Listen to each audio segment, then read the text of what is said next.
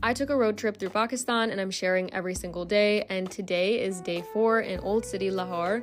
I was so excited to visit Lahore because I had heard so much about it and it absolutely lived up to my expectations. It's one of the most beautiful places I've ever visited, not just in Pakistan but in general. So we started off our day by drinking some chai and then we headed over to Wazir Khan Masjid. So in Lahore and in Punjab, you'll see these fresco paintings. Basically all the paint that these masjids are painted with are made of berry juice, and that's why it looks a little bit vintage and faded, and you'll see fresco paintings all across Lahore. But after that we had some stuffed naans, which were so good, and then we headed over to Lahore Fort. And the first time you see Badshahi Masjid is so surreal. It looks so epic, and right next to Badshahi Masjid is this Gurdwara, and they're right next to each other, and that's where Maharaja Ranjit Singh is buried.